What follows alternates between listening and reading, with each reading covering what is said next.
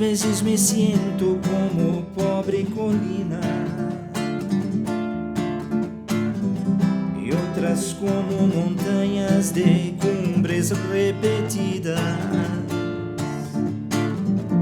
Unas veces me siento como un acantilado y en otras como un cielo azul pero lejano. A veces uno es manantial entre rocas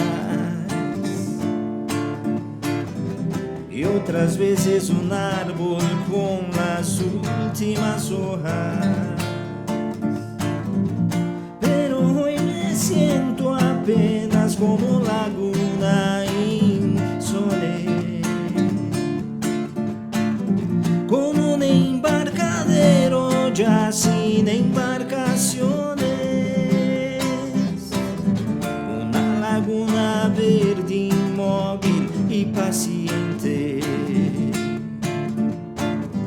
conforme con sus algas, sus musgos y sus peces, sereno en mi confianza, confiado en que una tarde te acerques y te mires al mirarme.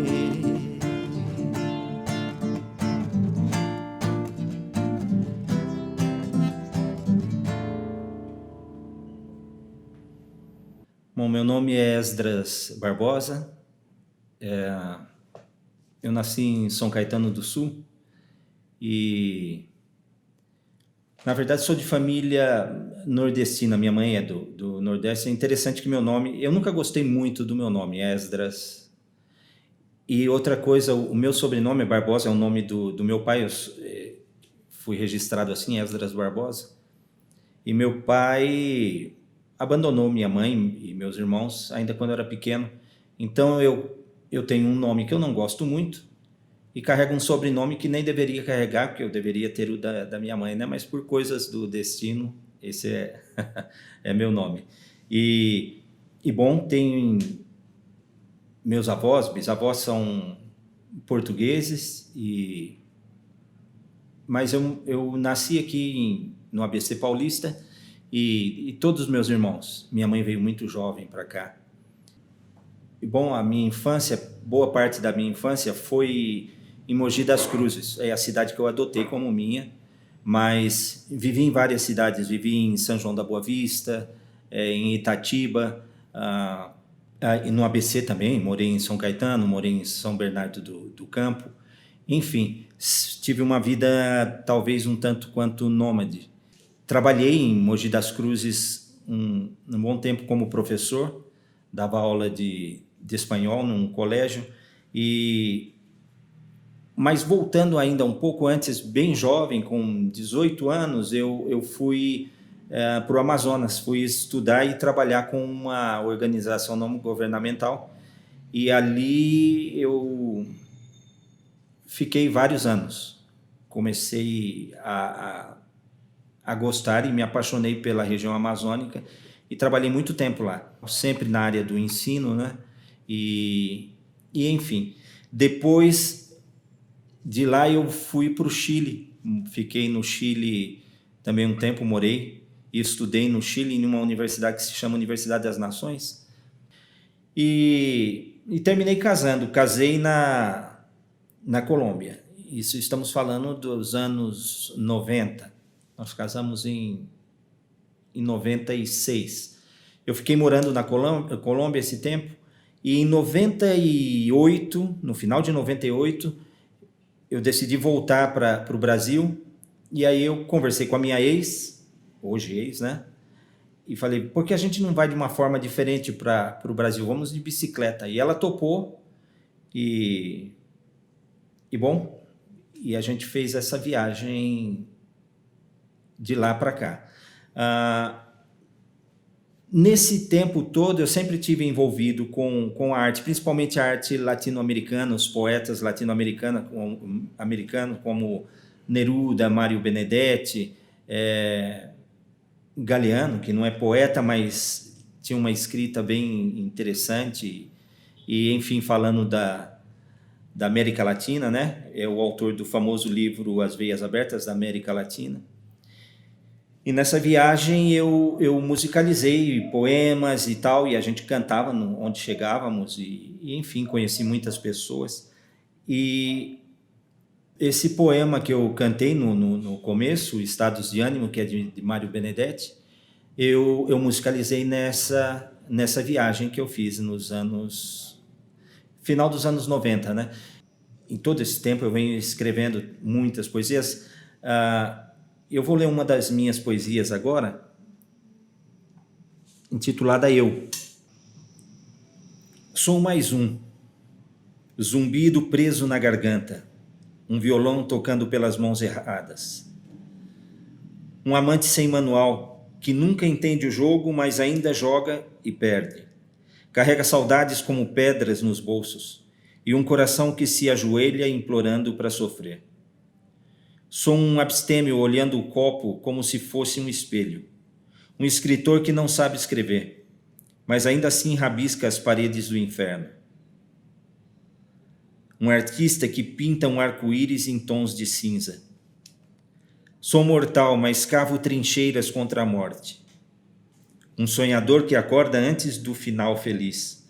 Um cego que vê demais e fecha os olhos para não enlouquecer. Sou só mais um, mas isso já é muito. Como eu falei no início, a coisa de viajar e de ser nômade, acho que eu herdei por essa fase de mudanças que tive, né, de várias cidades, de um lado para outro. E sempre me chamou a atenção viajar. Eu me lembro quando eu morava em Itatiba, eu era garoto, e morávamos em um lugar onde passavam muitos ciganos. E eu me lembro que quando eles passavam, às vezes eles pediam água, alguma coisa onde nós morávamos ali, e minha mãe sempre atendia eles, e eu me lembro que eu achava fascinante aquilo. Poxa, viajar com esse pessoal. Eu era garoto, mas eu ficava pensando, fosse ir com eles. Então isso sempre ficou na minha mente. Mas quando eu estava no Chile, um dia eu estava viajando de ônibus pelo deserto do Atacama e eu vi 2 ciclistas no meio do deserto parados com as bicicletas. E eu falei, eu gostaria de fazer isso um dia. E aquilo ficou na minha cabeça. E tem coisas que quando eu começo a sonhar, e aquele sonho que... Não só o sonho que você esquece, mas aquele sonho que você guarda, e normalmente quando eu guardo, eu termino realizando. E isso aconteceu comigo no Chile. Eu vi aqueles 2 ciclistas e eu falei, um dia eu gostaria de fazer isso. E passaram-se poucos anos, eu já na Colômbia, casado, e aí veio a ideia, quando nós estávamos pensando em vir para o Brasil, eu falei, por que não vamos de bicicleta? E a minha ex, ela topou a ideia, e então eu comecei todos os preparativos, porque eu tinha que comprar equipamentos, uma série de coisas, eu não tinha as bicicletas, e tinha um detalhe, a minha ex, ela sabia andar de bicicleta, ela tinha aprendido a andar de bicicleta, mas ela nunca voltou a andar depois de adulta. Mas aí eu já tinha reunido tudo, eu comprei as alforjas, aquelas bolsas que coloca na bicicleta, ferramentas, tudo, só não tinha as bicicletas. E aí um dia eu estava andando pela cidade de Cali e eu passei em frente a uma loja e eu vi uma loja de bicicletas e eu vi 2 bicicletas, eu achei elas bonitas, fantásticas e tal. E eu entrei na loja e perguntei pro que atendia ali, aquelas bicicletas eram importadas, e ele falou, não, elas são fabricadas na Colômbia.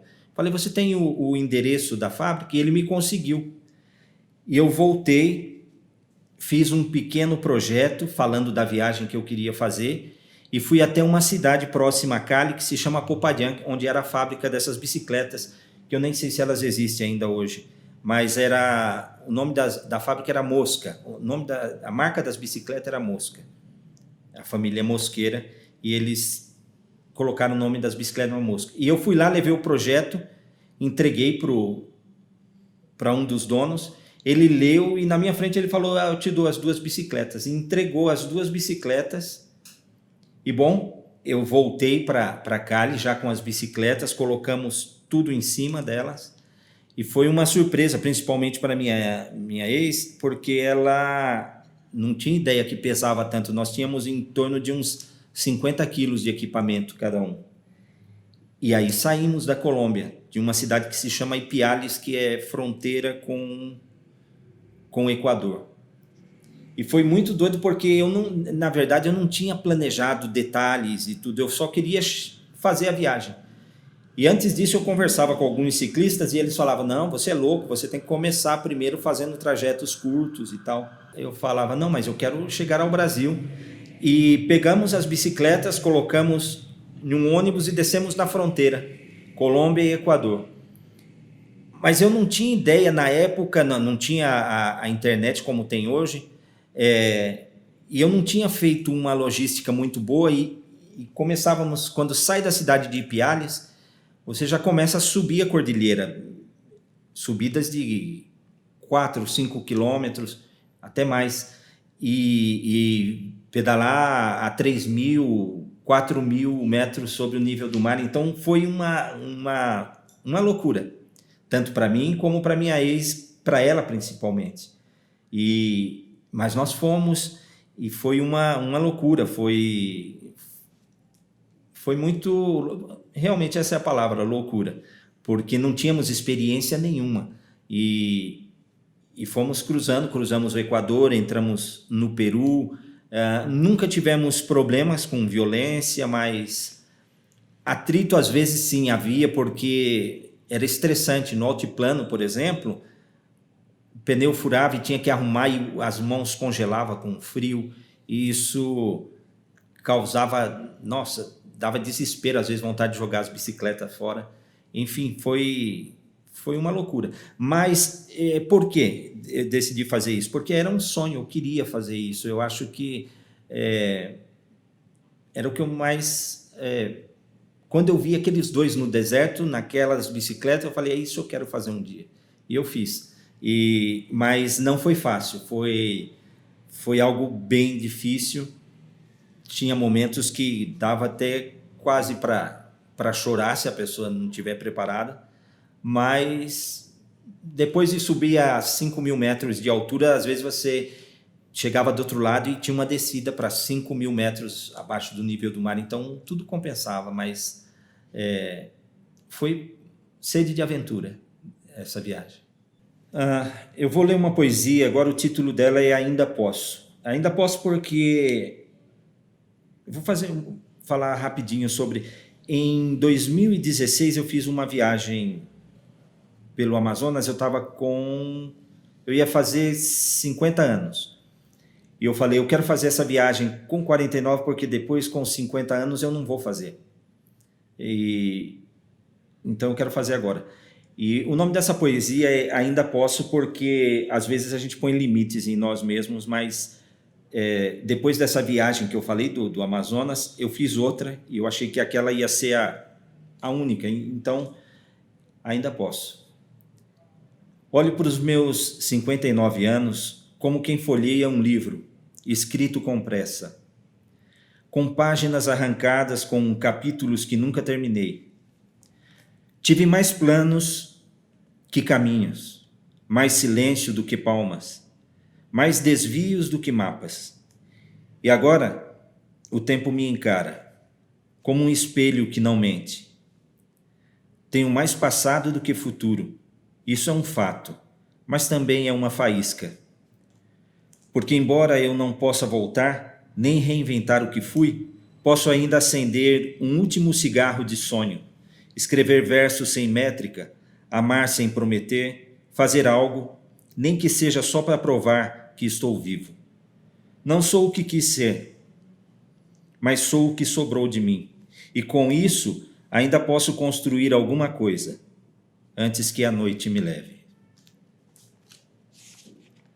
Bom, eu falei no início do Amazonas, que minha história com o Amazonas começou cedo, mas depois da pandemia, a pandemia mudou, né, a nossa forma de viver definitivamente. E na pandemia, quando começou a pandemia, em 2019, eu estava com a viagem pronta para levar os alunos do projeto Expedição Amazônica. Mas aí veio todo aquele boom e as escolas tiveram que fechar, tivemos que cancelar a viagem. E era uma época bem complicada, que nós não sabíamos ainda como seria a coisa, trabalhar em casa, se ia ter aulas, enfim, era toda uma loucura. E então eu falei, eu vou para o Amazonas, eu vou aproveitar e vou para lá. E foi uma loucura também porque, na época, o epicentro da Covid era Manaus. Estava morrendo muita gente, sendo enterrados em valas, enfim. E, de repente, eu falo para minha família, eu vou para Manaus, e todo mundo fala, mas você está louco? Era tão louco a coisa que quem estava em Manaus queria vir embora para qualquer outro lugar e sair de lá, mas ninguém estava indo para lá. E eu decidi ir. E eu falei, eu vou porque eu quero realizar um sonho. Eu falei do sonho da bicicleta e tive outros também. Rapidamente eu quero falar em 87, eu fui para o Amazonas, numa cidade chamada Tabatinga, na fronteira entre Peru, Colômbia e Brasil, a tríplice fronteira. E quando eu estava nessa cidade, eu olhava o rio Amazonas e eu falava, poxa, eu gostaria de um dia descer esse rio remando. Isso em 87. E passou, em 2019 aconteceu a pandemia e eu falei, eu vou para o Amazonas, eu vou comprar um flutuante, eu quero viver num flutuante lá no Amazonas. E eu fui.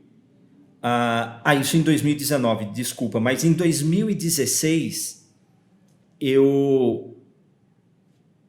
no início, que eu ia fazer os 50 anos, eu comentei, eu falei, eu quero fazer essa viagem de caiaque. Em 2016, eu fui para o Amazonas, consegui tudo que eu precisava, um caiaque, e fui para a fronteira. E eu iniciei a viagem de lá para cá. E foi muito louco, porque eu nunca tinha remado um caiaque. E claro que eu não falei isso para ninguém. Eu perguntava para as pessoas, alguns amigos, caiaqueiros e tal, e eu falava, como é remar 1.000 quilômetros? Eles falavam, não, você tem que começar remando 10 quilômetros, 20, é muito difícil e tal e tal. E eu vi que cada vez que eu pedia conselho, as pessoas me desanimavam. E então eu falei, eu não vou pedir conselho para ninguém, eu não vou falar para ninguém que eu vou fazer isso, eu vou conseguir tudo e eu vou fazer a viagem. E eu fui para a fronteira e comecei a remar de lá, de Tabatinga para Manaus. E eu me lembro que no momento que eu entrei na água, alguns amigos lá na fronteira que me levaram, falaram, estavam todos ali, né, na expectativa, eu ia sair remando. E é interessante que na década de 80, quando eu estive no Rio Amazonas, ali nessa região, ela não era tão perigosa. Mas só que quando eu cheguei lá e ia sair, começaram a me falar dos problemas com o narcotráfico, as mortes no Rio e tal. E eu comecei a ficar preocupado, mas aí eu já estava lá. E então comecei a viagem remando e eu fiz essa viagem em um mês. E foram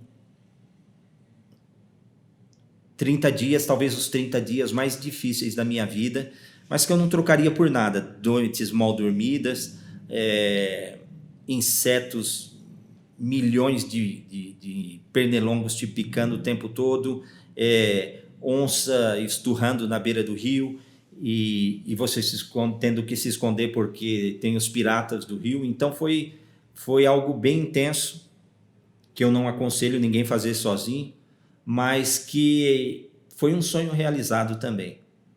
E aí, 2019, eu voltei, de 2016, 17, 18, eu voltei ao Amazonas com os alunos, e em 2019 eu fui de mudança para o Amazonas. Comprei um pequeno flutuante, uma casa flutuante, e isso também já foi outra história, que eu não tinha ideia como era morar em um flutuante, eu só via os ribeirinhos que moram e tal, e eu achava bonito, e eu comprei um flutuante e passei mil problemas lá. Teve uma tempestade, eu me lembro que eu estava eu falei, eu vou filmar. Começou a tempestade, eu estava no Rio Negro, no flutuante, com o meu cachorro, e de repente começou um vendaval, eu peguei o celular para filmar e eu saí na frente do flutuante para filmar o rio agitado. Quando eu escutei um barulho, olhei para trás, o flutuante estava completamente sem telhas, o vento levou todas as telhas do flutuante.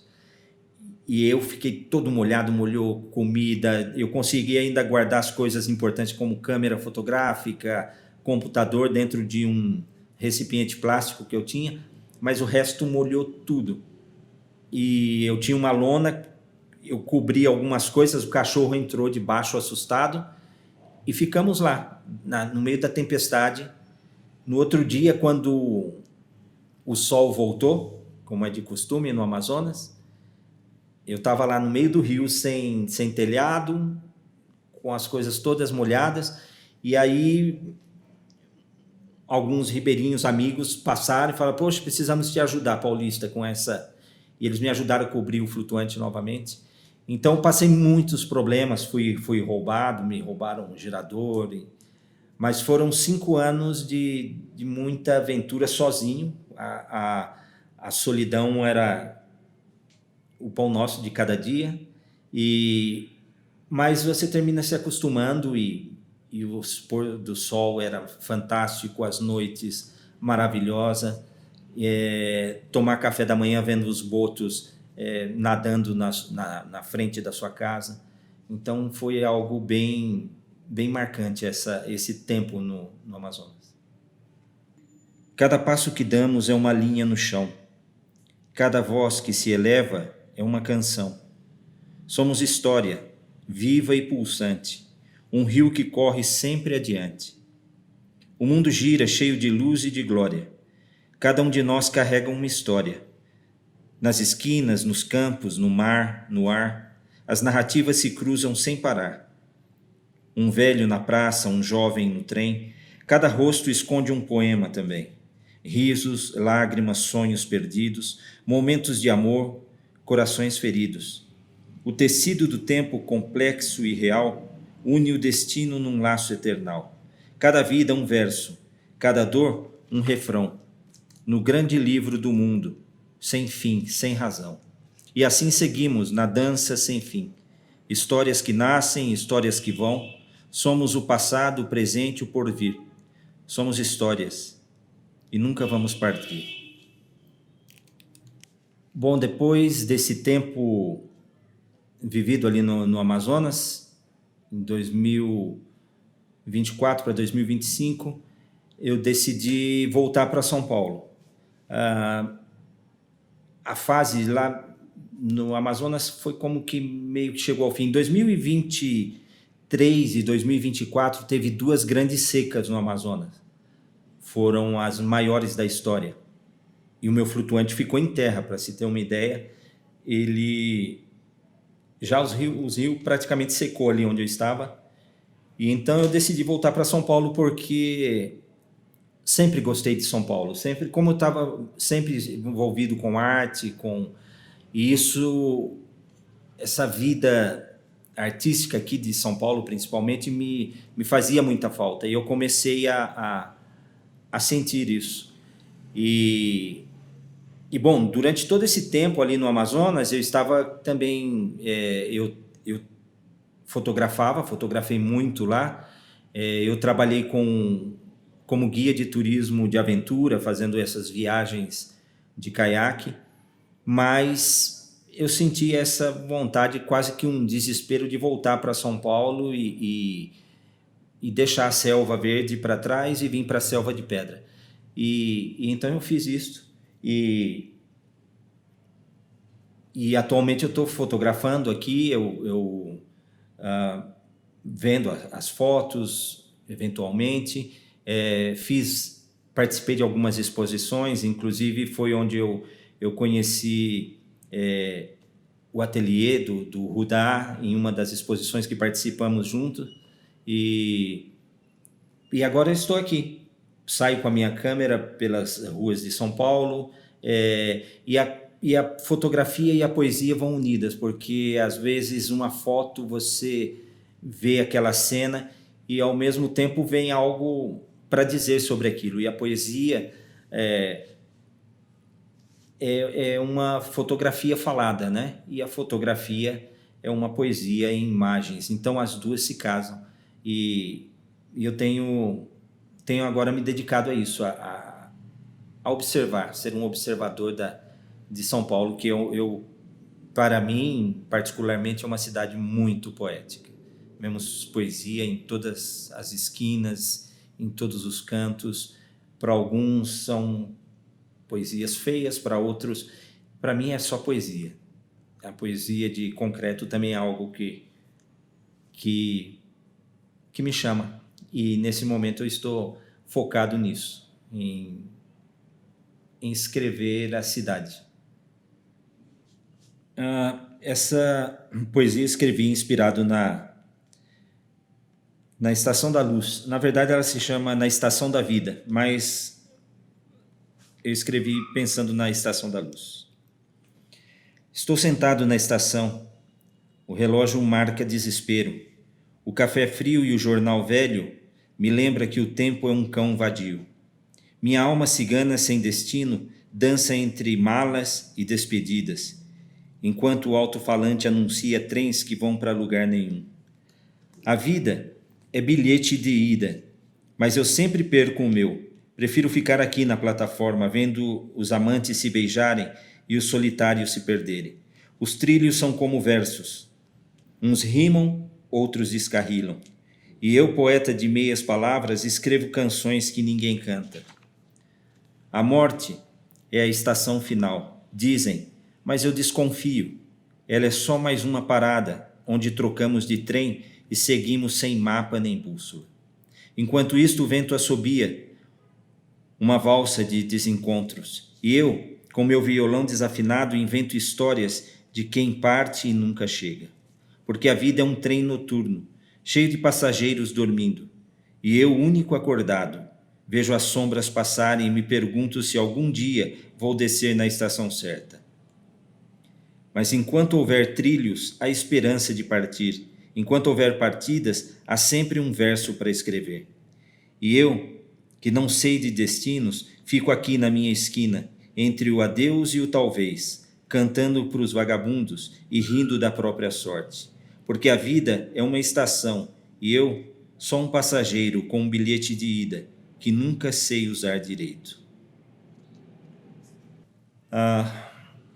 Bom, eu creio que eu me definiria hoje, eu costumo dizer, né, que eu não sou um otimista de autoajuda, eu prefiro dizer que eu sou quase um pessimista, ou um pessimista bem informado. Eu não creio que devemos desistir, devemos continuar, e mesmo que às vezes a esperança não tenha um final feliz, mas eu acho que devemos permitir que ela seja a última a morrer, assim mesmo.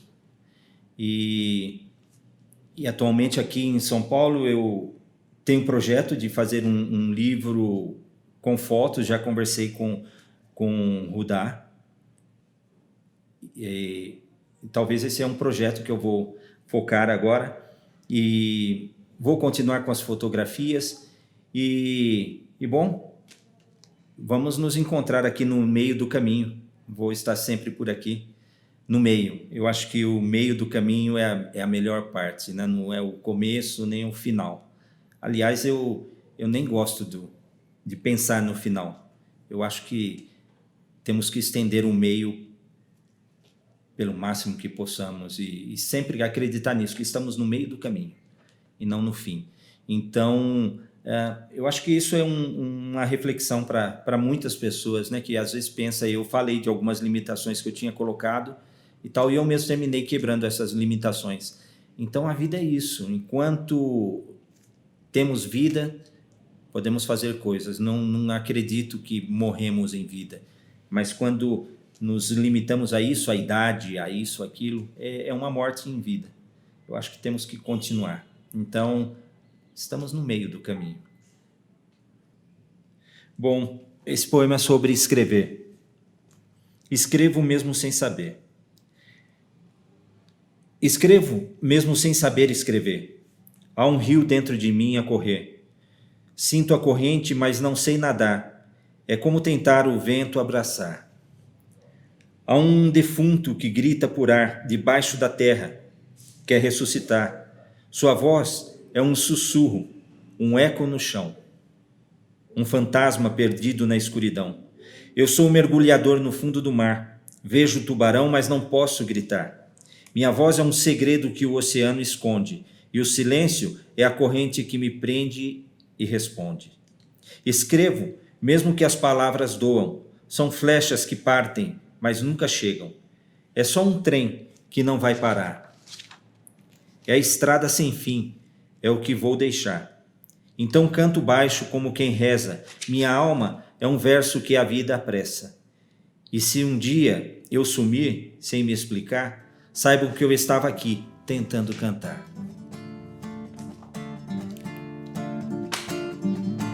Umas vezes me sinto como pobre colina, e outras como montanhas de cumbres repetidas. Umas vezes me sinto